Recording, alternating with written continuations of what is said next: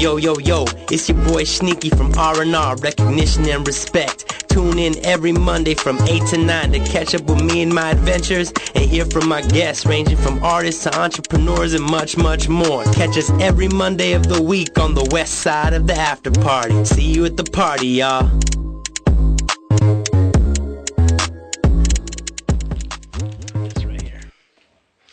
What's up, everybody? How y'all doing? Thank you for tuning in again to another episode of Recognition and Respect with me, SHNEAKY.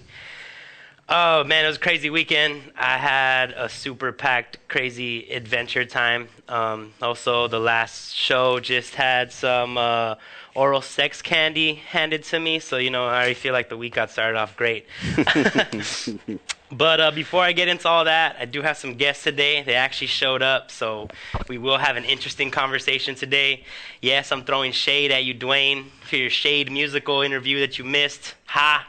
Still talked about the show. I'll be posting it up. But like every week, I remind y'all that this ain't free, and the way that we keep it going in order to keep putting on all the people that we work with, bands, artists, musicians, entrepreneurs, freaking people that I find interesting, is by having sponsors. And one of the day one sponsors was the Night Flare Company, a film, music production, and booking company. Services include live sound and recording with JQ Sound, studio production and recording by Frankie Valentine. He was on episode 13 of the podcast, so if you want to go back and hear his story and how talented he is and all the people we work with, you need studio production, you need beats, you need recording. He's the guy that we send for that. We also have video content generated by Napalm Monkey Production and Flying Chimp Studios, drone shots, gimbals, the whole 9 yards.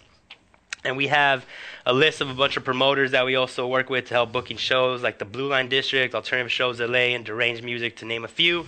SHNEAKY Entertainment helps out with marketing. I also book some shows for them. When I started this company, David from Night Flare was one of the first people to reach out and really want to connect and try to help me build something, sustainable. And he's been helping me keep this show alive so that we can keep putting on artists and keep putting on guests and help promote shows. And we've been doing it, going on a year in a couple months, man. It's going to be wild. Is that wild, Brittany? It's wild, right? Woo!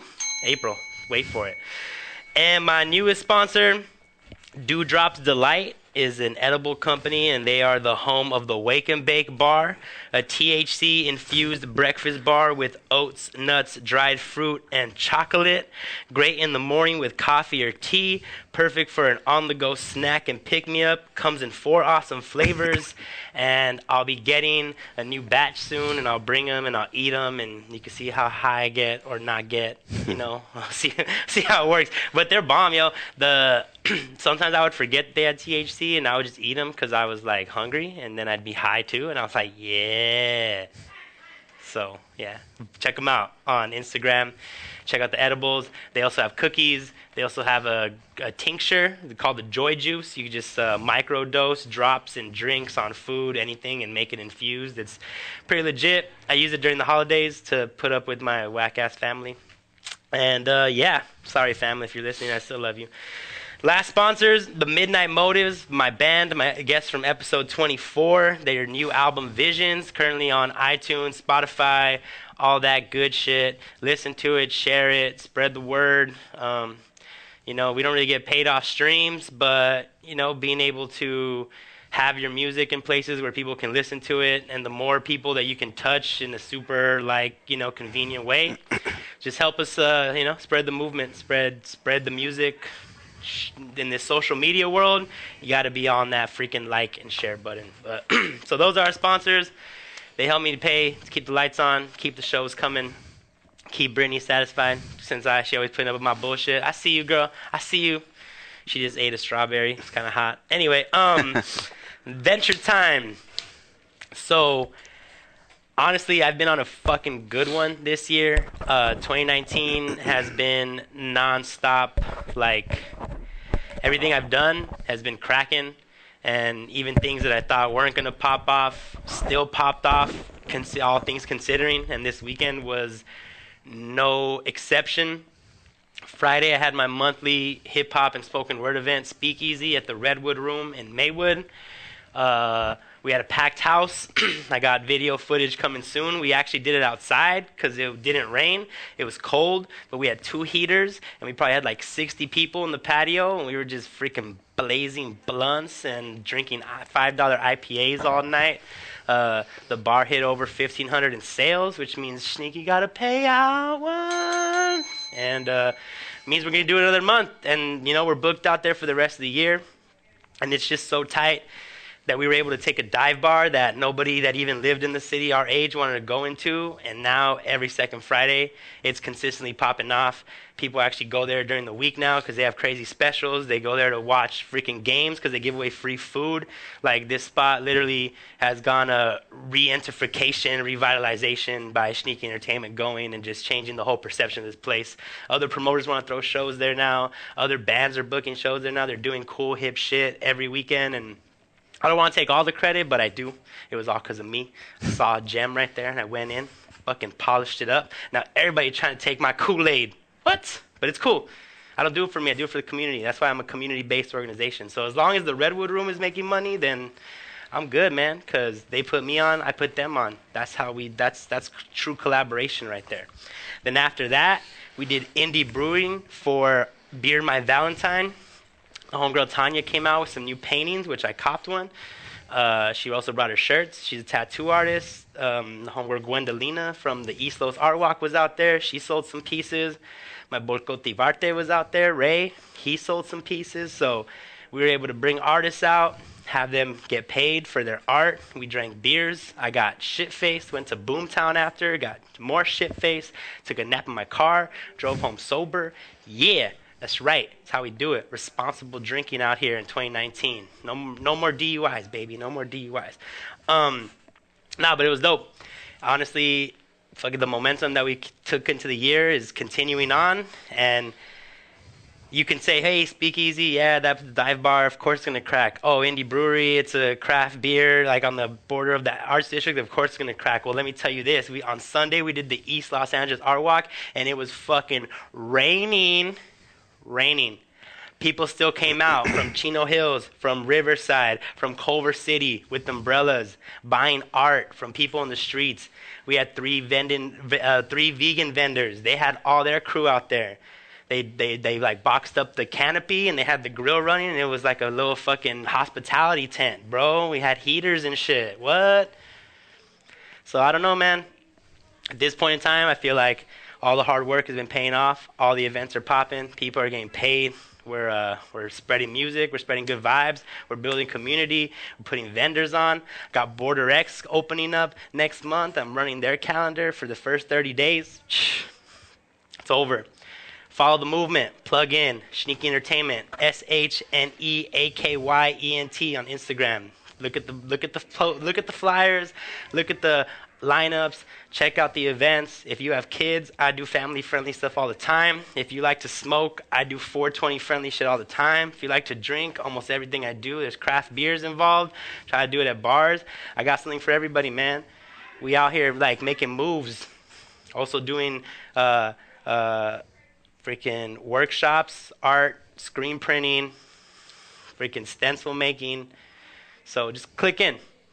Check out my personal page, Official Sneaky, for all my things, everything else that I'm doing. But the podcast is usually promoted there. But my entertainment page, where all the business is coming, how we keep all this going on, how I got introduced to these guys that we're about to bring up right now. And yeah, plug in, tune in. Let's do some work. Let's make shit crack. That was my adventure time. At the end of the show, I'll be queuing it. I don't have anything else coming up this month. Well, actually, that's not true. On Tuesday, I'll be in Covina at Katie Jake's, and we'll talk more about that after the show. But right now, I'd like to introduce my guests who've been patiently waiting right here. How you guys doing? Pretty good. How about yourself? Very good. Yeah, I'm good. I'm glad it's not raining anymore. How about you? Feeling the after effects of the rain. Yeah, the cold weather. You're feeling a little sicky. Is that why I got the scarf on? Yeah. I thought you were just making a fashion statement. No, man, I can't do fashion even when I'm sick, but I'm just trying to take care of myself. We have a show coming up, so all right, cool. Definitely want to take care of that. Well, we'll get into that right now, but let's just start off this conversation the way I start off everything. You guys are from a band called Sacred Origins, so tell me who you are and what you do in the band or what you do in life. You could be literal, metaphorical. You could tell me what your 9 to 5 is. This is your little section to introduce yourselves to the folks listening at home. Yeah, well, my name is Anthony Rodriguez. I'm the drummer for Sacred Origin. And my life is just pretty much all based upon music, all day, every day, 24/7. Just live, breathe, sleep it, just every day. That's just me.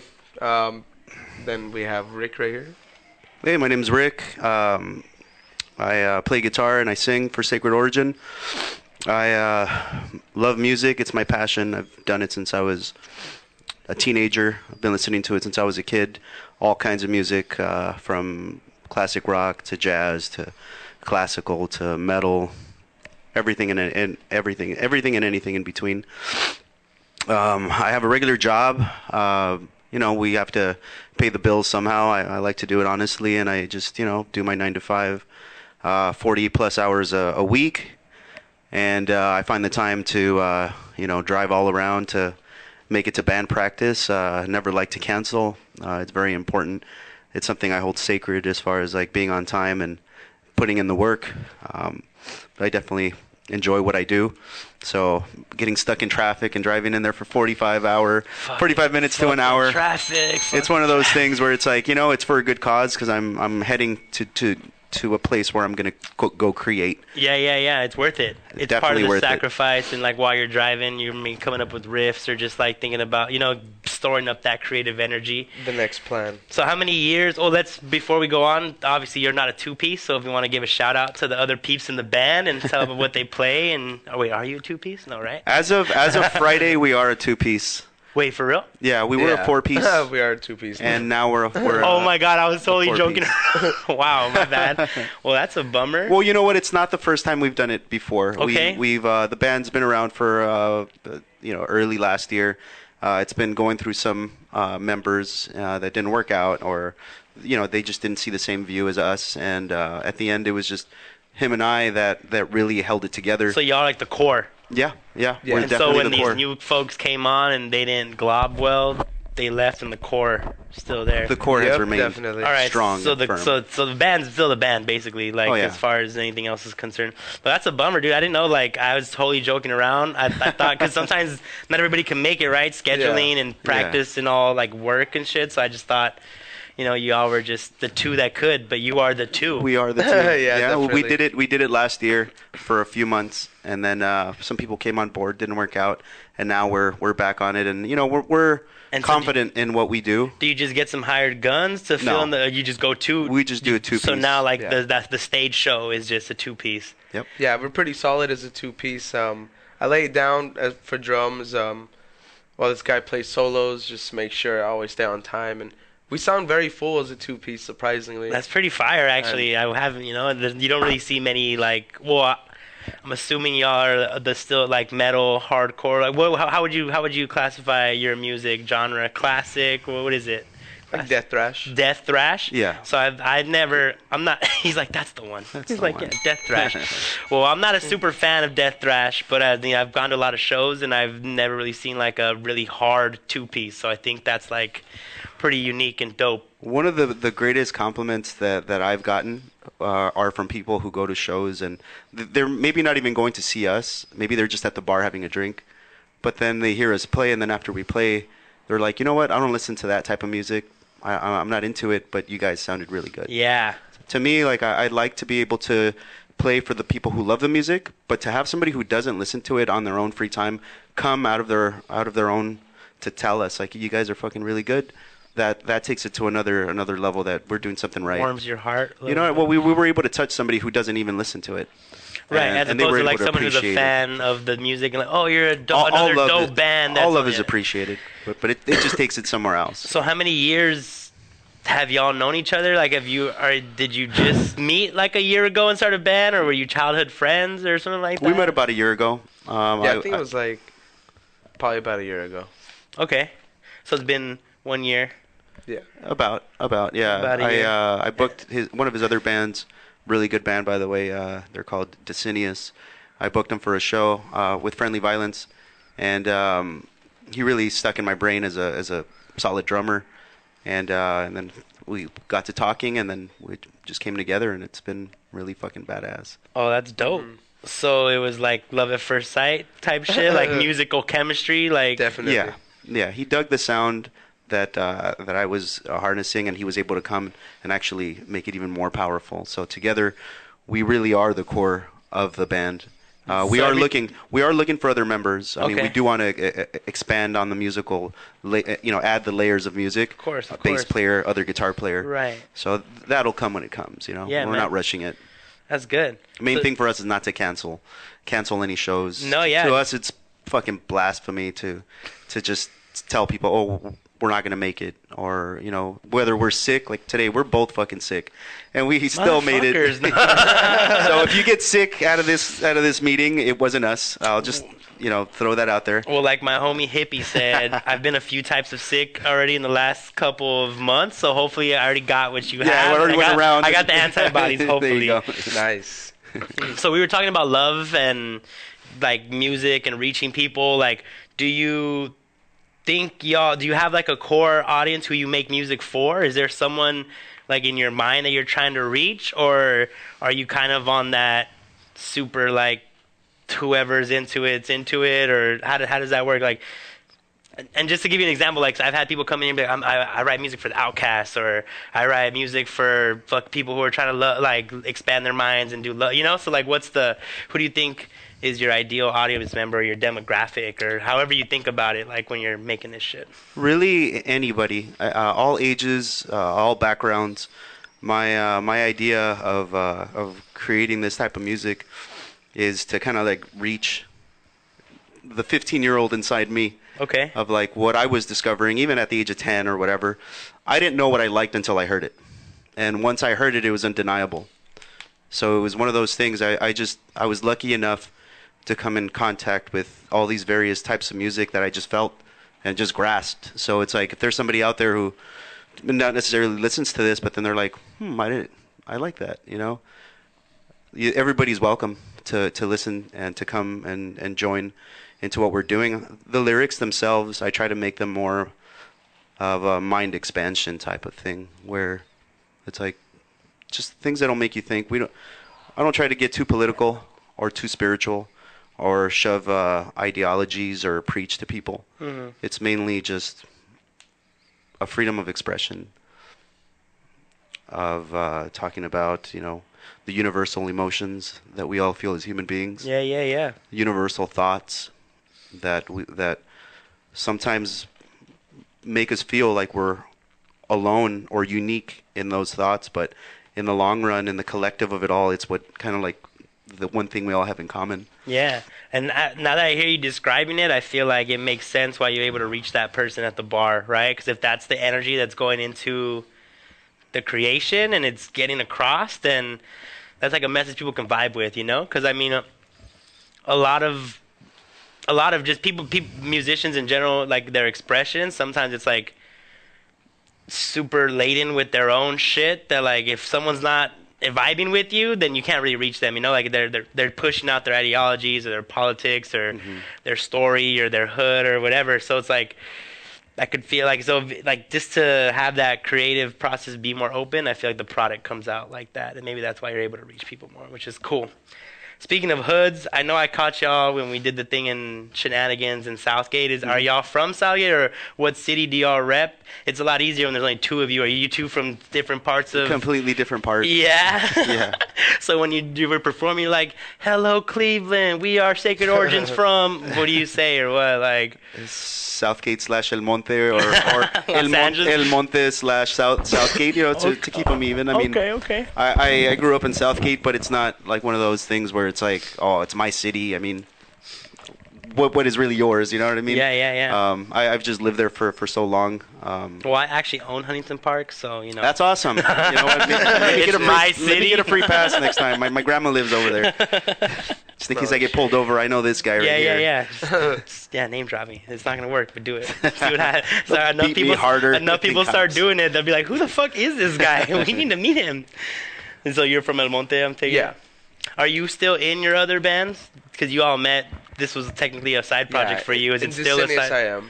Dicinius and yeah, just Dicinius and Sacred Origin is the only two bands I would commit myself to. And what kind of band is Dicinius, or what's the genre in that? We're like a progressive death thrash. Okay.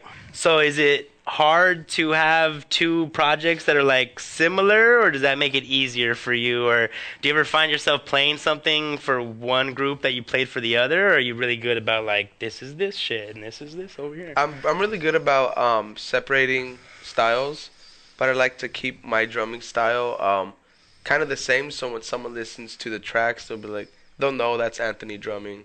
I'll be like, oh, that guy put in a death metal blast beat, but then he layered it with a very jazzy fill right after, and just keep the same elements of that, but still complement the riffs and the structure and respect the song at the same time, and just give it flavor instead of making it bland and taking away from it. Got you. And when you did your introduction, you said music is your 24-hour thing. Like, can you elaborate on that? Like, are you like a studio drummer, session drummer, or do you also 9 to 5 it and just like the rest of your time is like music and creation? What's that like? Pretty much it's just 24/7, just focusing on my drumming, getting better, just waking up, figuring out the next move for both my bands, making sure we're not falling into a hole, or making sure there's no walls in front of us, and always keeping a sharp eye out for anything that no one else can see or can catch at the moment.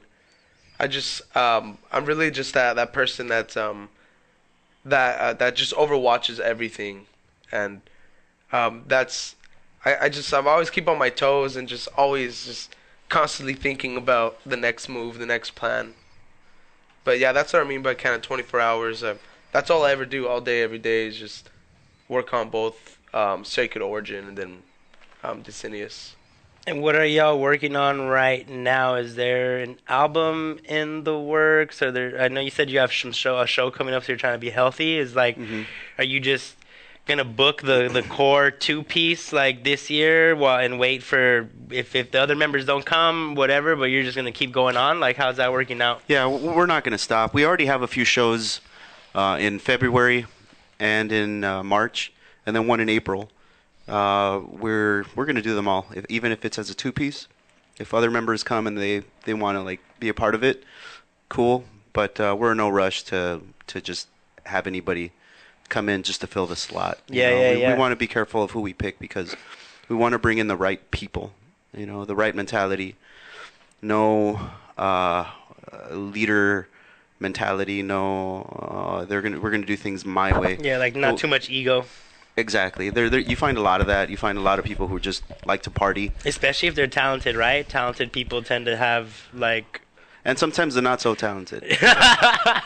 But unfortunately, it's super unfortunate for them at that point, because they don't even have nothing to write on. You're like you're not talented and your ego's huge. What are we gonna do with you? Yeah, I mean, with us, we make decisions together. Anytime something comes up, we talk about it.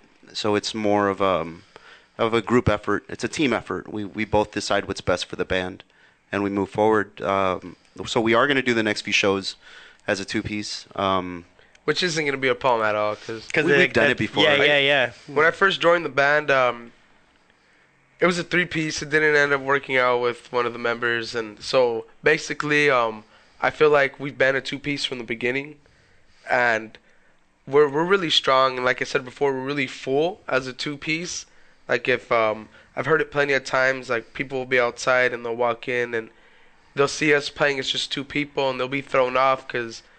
Like his guitar sounds really full. His tone is really, really nice, and I have like a constant, like hitting on the drums. Like it's just very constant. Like so, there's not a bunch of big empty spaces where like people can be like, oh, they need a bass right there or another guitarist. Or, like, you keep it full. I make sure like I'm very like healthy and full, energized, hydrated, and we go up there and we lay it down, and it sounds like. There's like a 4-piece up there, and so that's why like there's no problem playing as a 2-piece. To have other members would be awesome. Yeah, it would be great, and it would add more flavor. But definitely we would never stop. Just even if we're a two-piece. On my guitar, just to add to what he was saying, I do leads as well, because there's a difference between the actual guitar solo and then the lead, where it's like there are certain parts where two guitars harmonize a certain part. Well, what I do is I play my part, and then I play what the second guitar player would do to let the song flow like the way it should, as it's either rising or it's coming down, as he's keeping that drum part. You totally lost me. So you're not doing these at the same time, but the way you progress it, or Yeah, the way I progress it, like let's say I'm going to play a riff 4 times. 2 times I do one part, which would be my part, and then the second 2 parts I would do what the other guitar player would do. As you know, so there's still a conversation there, and Right. there's still like movement, and it's not just like you chugging along. Right. Okay, I got it now. Sorry Yeah, about that. no, it's I'm a little slow right now. No, It took me a it's hard. second. It's hard to describe, you know. So on my part, sometimes it's hard to kind of like explain certain things. Yeah. But if people understand it, well, I mean that just we're on the same. Right. I got perfect. it. Yeah. That's cool. Oh, I mean, fuck, it must be like tiring, or it seems like a lot of extra work to be thinking about those 2 parts. Like now, as you make new music as a 2-piece, are you like actively writing the other guitar parts, and like when someone new comes in, you're gonna teach them those parts, and like is that how like the process is right now? 'Cause Right it now, sounds like complex, you know. Right now, that's how it would go, where I'm writing the guitar parts and the vocal parts, and then doing the melody for vocals onto the riffs. And I have an idea of what I would want the other guitar player to do. But I know that once that guitar player, whoever he is, wherever you are, Buddy, find us. whoever that is, He's gonna want to write his own stuff, right? When they come into the mix, they'll see what kind of like foundation we have, and where they can build off of it to take it to that other level. Because that's what we want to do. We want to take the music that we have, do the best music that we can, and then at the same time, once all the members are in place, co-create together. Make the song an actual full song. Yeah, like a masterpiece. I mean, the last time we went in to record, I went in there and I did 2 guitar parts, all the leads, vocals, and I even played bass on it too. So you actually recorded it like if it was a full band. Right. So when you heard the track, it was like there's 4 people there. There's Right. 2 guitars, a bass, and drums and vocals. But if we, like you mentioned, that we do have an upcoming recording that we're going to do, but it's all the way toward the end of the year. If we get to the end of the year and we don't have those 2 members, You're gonna do it again, just the 2 of you. it's not going to stop. We're gonna continue on, and eventually somebody, if somebody out there wants to add to what we're doing, then they're more than welcome to, if they have the drive, the same vision, and the dedication that we do. Yeah. Because even for me too, I might be at work doing my wage slave hours, but I'm still thinking about music. Why you make me sad? I mean, you know what it's like, I mean, it's hard. It's hard to find the time, but even at work, I'm thinking lyrics. I'm thinking guitar parts. I'm like, that would be pretty cool. Sometimes I'll take out my phone and I'll just put the microphone and I'll record whatever I'm thinking, because I think that would be a good idea for a lyric or a hum a guitar part. But yeah, we definitely want to get a studio recording, official thing going, and hopefully release it by 2020. We definitely don't want to rush. Yeah, you can't rush the creative process. It's one of Yeah. the biggest things that. Especially want to be ready. And Yeah, so you're not wasting time and not wasting money, like hours in the studio. If you're not using a home studio, it can get kind of expensive, So Yeah, and right now on my own, and I know he's been doing it too. Like we do on our own, we practice with the metronome. Mm-hmm. Like so, I'll just go on YouTube, put a metronome, and keeping it tight. Yeah, play different speeds just to keep my playing solid, keeping my right hand musical, and let it flow naturally, so it doesn't sound like I'm struggling. Because some of the riffs that I come up with, I can't play in the beginning. Sometimes I find it difficult to play them, and I know what it's supposed to sound like, and I just keep going and going and going, and so finally you hear I it master in your them. head, but then it's like your hand can't do it yet. Right. That's pretty. Or sometimes it's a feel kind of thing, where it's like I don't even know what it is, but I know what it is when I do it. fucking art, right? It's just It's interesting, yeah. It's there. Art is yeah, like it's in the ether. it's what you know, it is. You're, Well, we're just a vessel. Yeah. I see it as we're just a vessel, and it's something that just flows through us, and we're just giving it out into the universe again. yeah, That's all it is. I had a professor tell me we're just conduits of universal energy. It's like we're just letting out, you know, like people plug in, you know, you plug, you like it flows through, you know, and sometimes people plug in and sometimes people don't, you know. It's just like depends on if you're in the right socket or whatever.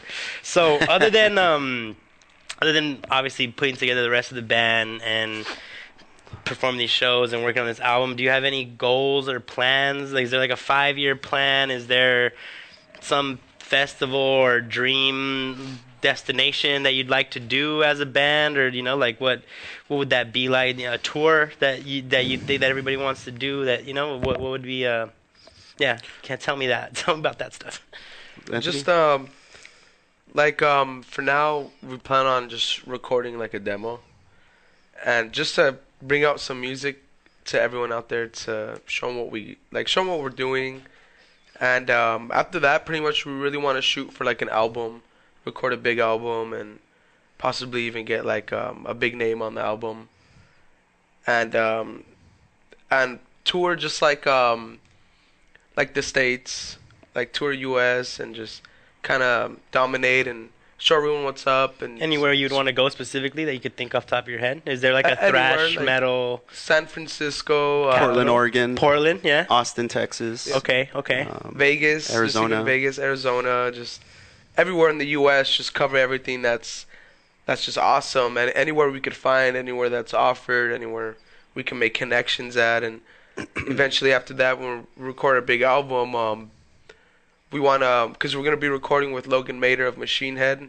He's a former guitarist of Machine Head, and pretty much when we go into that, that's where like we're really preparing for that with the metronome, and we want to go on professionally, so like exactly what you said, so we don't waste time, we don't waste money, and we go in there, and because he's going to be super professional with us, and we want to give back the same. Yeah. And but yeah, after that, we have some cool connections touring Europe after our album, and we just Europe have a lot actually of pays trip out. yeah, Oh, we want to go there, man. Yeah. definitely. We heard it's a have big different plans, and we can. We just got to do it. The only people who's gonna mess it up is ourselves. Yeah, it's true. That's some real shit. But we're not gonna let that happen. Any little wall, any little thing, I can count on him. He can count on me to knock that down, and definitely it's gonna be awesome. And just like you asked us earlier, how if we've known each other for a long time, in the small amount of time that we've known each other, we've definitely learned how to kind of like learned each other's quirks, how to read each other. Like when we're having an off day, or we're learning how to speak to each other too, in that sense. Yeah, communication is key, especially some people, you talk to people differently, right? The way that Right. they're going to understand it. Like, Yeah. some people need to be more firm, and you got to be, like, more authoritative. Other people are, like, you got to kind of sweet talk them a little bit. So you learn, like, styles of communication. Yeah. Is definitely. Just like with any And family spending member. a lot of time together, I bet it helps, right? And trying to, like, having a common goal. Like, you kind of have to learn quicker, or else it's not going to happen, right? Yeah, especially when you go on tour. I've never been on an actual long leg tour, but just imagining being cooped up in a car with this guy and him with me, and they're like we really need to get along, because it's important that it doesn't spill over into our shows. Where I've seen bands play shows where you could tell something's off between a few members, and they're letting it out on stage. And Yeah. that's very unprofessional. You know? Or, the art suffers, Yeah. Like, the art suffers. And the people who paid money to go see you guys Your suffer fans, too. your audience, your crowd, yeah, they definitely suffer as well. So let's switch gears a little bit. I always like to talk money and like marketing, because that's what I do. I'm really big on the business stuff, and it's always interesting to hear different people's perspective on pay to play, or how to get booked for shows where they actually pay you, and any of that. Like, I don't know, you obviously only been doing it a year and having member changes, I don't know, but I'm pretty sure you have experience with that. So I was wondering if you would just share with me, like, do you guys do pay to play? Have you ever done pay to play? Do you see benefits of pay to play?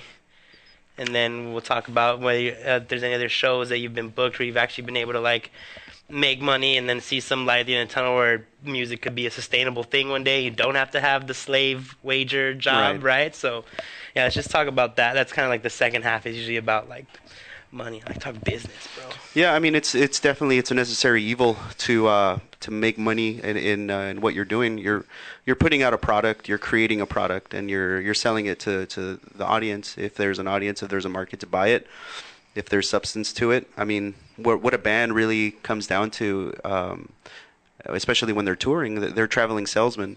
Yeah. You know, you're out there letting people know of your. It's like no different from if you're selling Avon.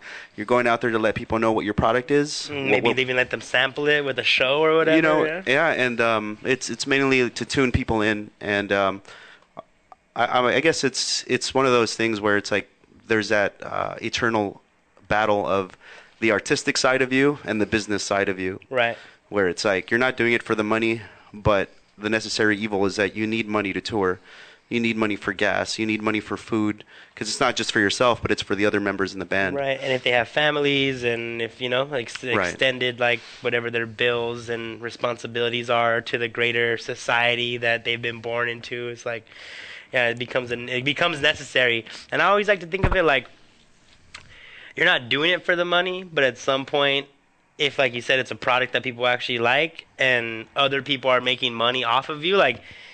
If people are coming to the shows and buying drinks and paying for tickets, and you know, at that point, promoters getting yeah, paid. there's some economy happening right there, right? So why should you not get your fair share of the hours of practice and sitting in traffic and buying guitar strings and tuning in getting your tone and your sound, like. You know, I feel like that's all necessary. It's work at the end of the day. You know? Labors of love. It's a lot of work, and it's money that goes back into the band. Like you said, strings for recordings, for more merchandise. I mean, we do make money off of merch. You know, we sell shirts, we have stickers, we have pins, and every cent we've made out of that, we put it in our own little band fund, and then we use that to fund, you know, recording. You know, anything that we need. We're covered, even to make more merch. You know, I learned that from an old company I used to work in, and the owner of the company built his own company back in like the 1940s.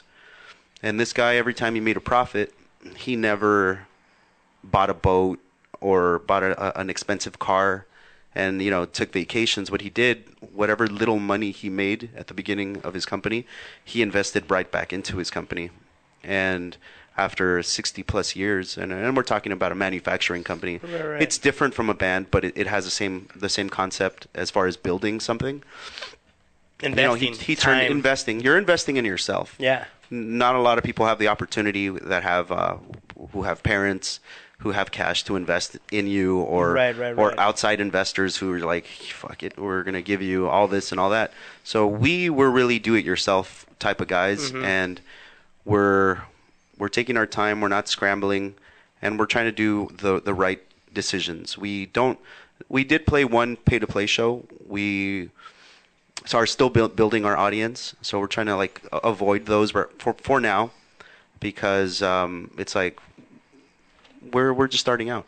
Yeah, you know, we're veterans in our instruments in that sense, but within this band, it's like we want to be in the trenches. Yeah, we need to earn our place, and I understand that. I'm not here to cut in line to anybody, because there's other bands in the metal scene that have been around for a really long time, and they deserve the respect they have. Yeah, you know, and other bands who have been in the trenches for very long, and nobody seems to care. You know, but I think it's really interesting what you just said right now, because you said a veteran in our instruments, but new in the band, right? It's like. It's a new brand. It's a new product. It's like no one knows you, right? But I've come across a few people in my day who, because they're so good at their instrument, they feel like we should be playing bigger shows. Like, why do we have to do backyard shows? Like, why are we playing these small shows where no one's there with shitty PA systems? Like, we should be doing bigger stuff and better stuff. And it's like, bro, like, no one knows who we are. Like, no one knows who you are. Like, why? Like, I know you've been doing this your whole life already, and it feels like you feel like you deserve something, but it's like, as this entity, like, we have no respect, no street cred, no, Right. It's like You you gotta deserve that. you gotta build that You gotta earn it. regardless You gotta of earn how it. many years you've been playing your instrument. Like, now this is your band, and this is what you're pushing, and this is a whole new thing. It's like you're starting from scratch, and I feel like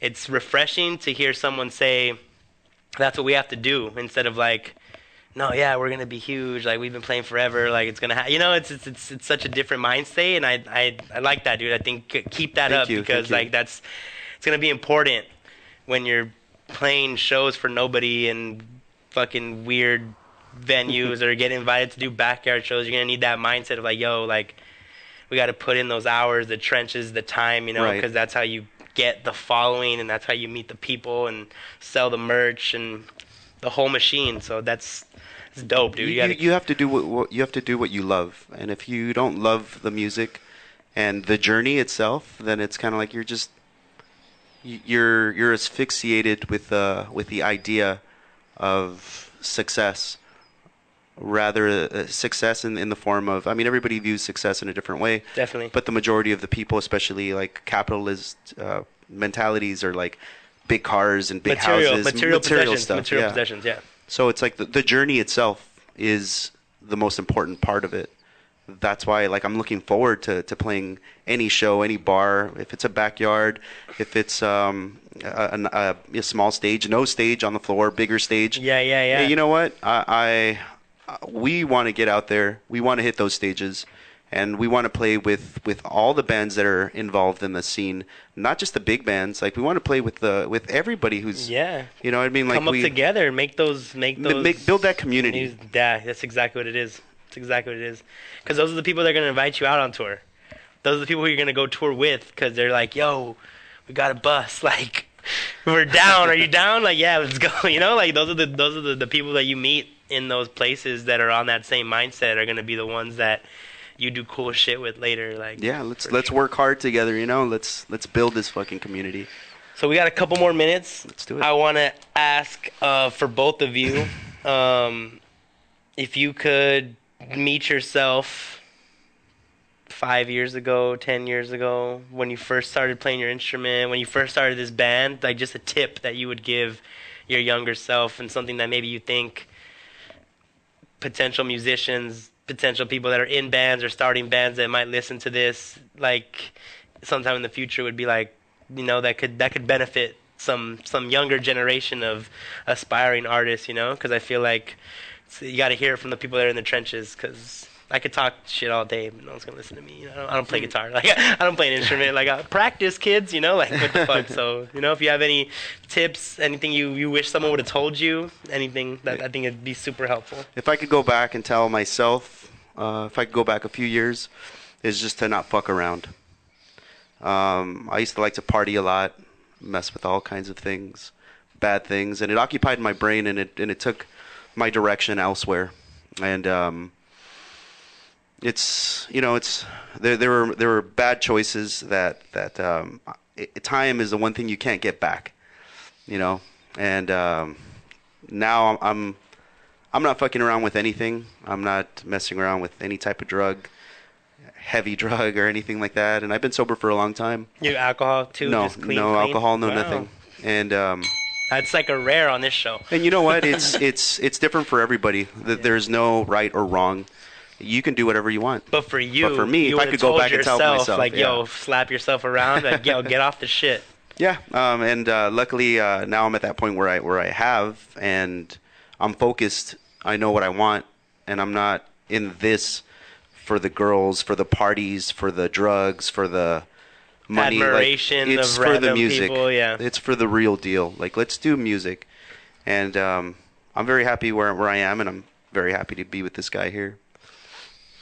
Thank you. Yeah, same here. I'd say one tip from me would be probably one of the most important is to not get your head in your ass and stay humble, because every time I felt like I was the shit, or I felt like hell yeah, I got it, I don't even need to practice anymore because, like, I got it. That's when I really would fall hard, and I would fall really hard, and next thing you know, I felt like I was like, holy shit, where's my skill? And I swear, I feel like it was every time I got cocky, it would just throw me under the bus, and it would throw me under there really fucking hard. And just stay humble, because if you're gonna be cocky and think you're better than someone else, then that's literally gonna get you nowhere. And if you are really that good and you're gonna be cocky about it, then honestly you're just a piece of shit. Because like it's always good to stay humble and to lift people's spirits, you know. Like if someone's not as good as you, you make them feel like that way, you know. You give them that passion, and you tell them, like, you know, I was in your position at once, you know. I was never just at this skill level. I worked my butt off for it, you know. Like, just always stay humble. That's just the best thing I could tell anyone.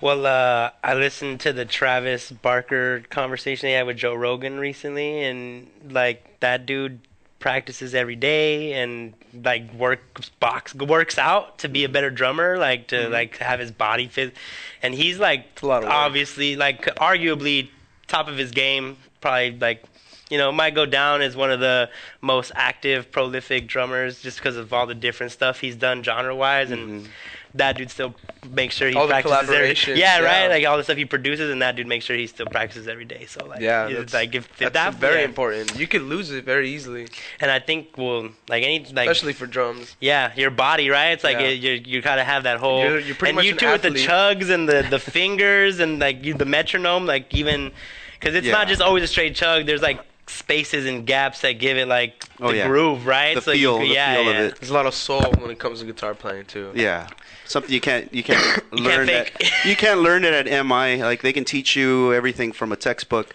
Maybe but a they guitar, can't but not teach you soul. how to feel soul. They can't teach you how to put real life into music. Like I took the one semester I took of music theory. It was always that thing like read between the lines, like read what's not on the page. Like what the fuck what does that even mean? Like Give me that book, man. You know what I mean? The one that has all the in between shit. Yeah. Give me the lines that are not on the lines, the page. You know, like let's figure this out, because you're not making any sense to me. All right, we got a couple more minutes. Where can people find you online? Where can they find any music you have recorded? Where are your shows? You said you have shows coming up. Let's Yep. get some dates. Let's get some venues, and just take it away. It's your moment. Yeah, you can find us on Facebook, just under Sacred Origin. We do have an Instagram, Sacred Origin. We have our YouTube channel, Sacred Origin.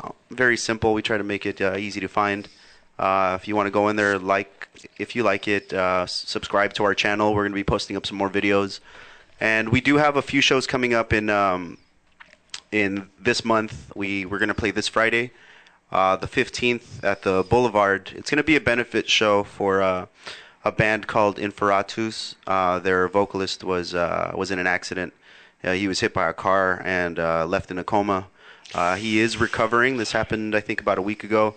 He is recovering and doing well, but it's very, very slowly. So this show is actually now a benefit show for him. And that's the Boulevard Boyle Heights. The Boulevard Boyle Heights on Whittier. So if you guys come down and you pay at the door, the portion of that goes to the family, if not all of it.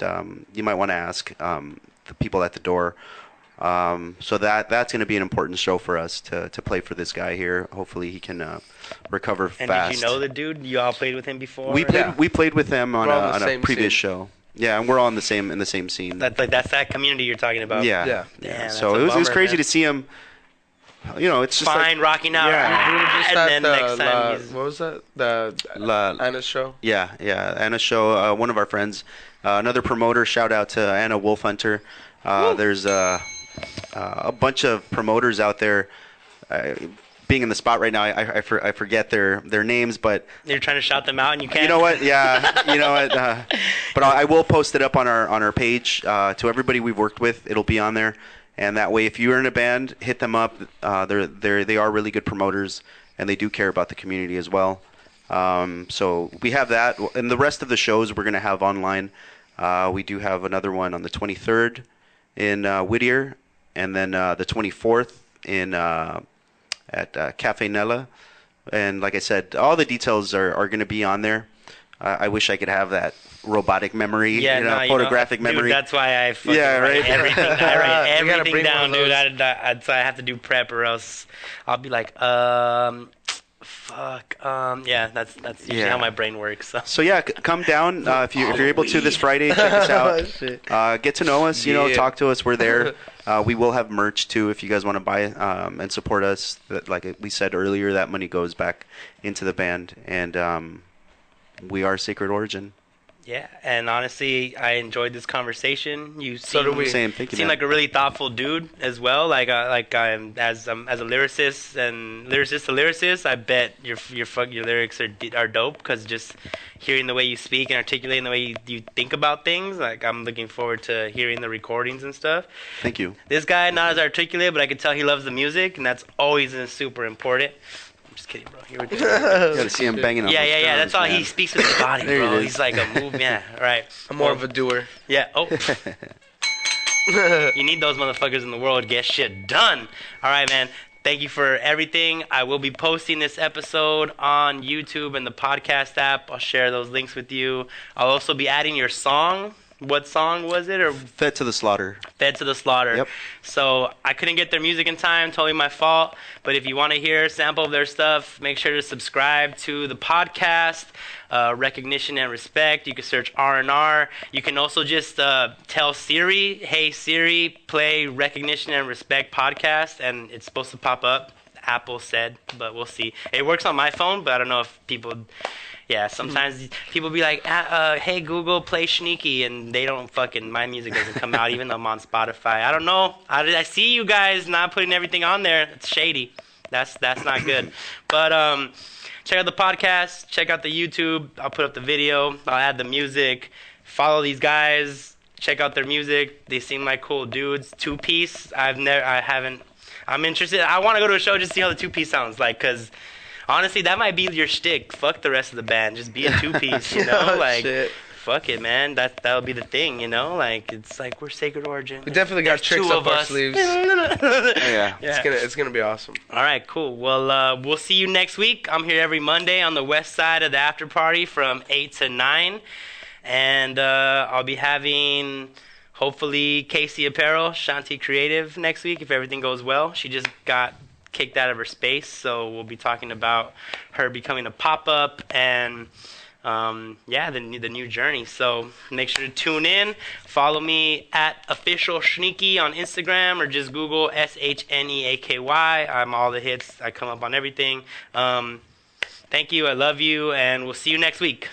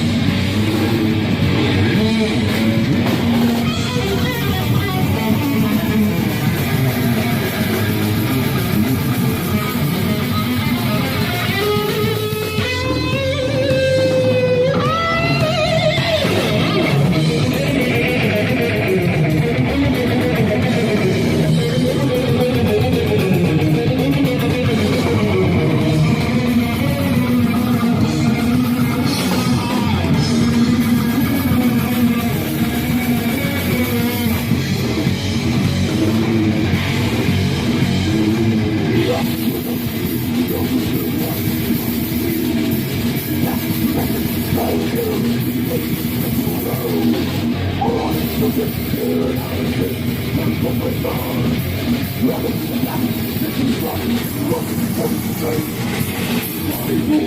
know what? You can go to the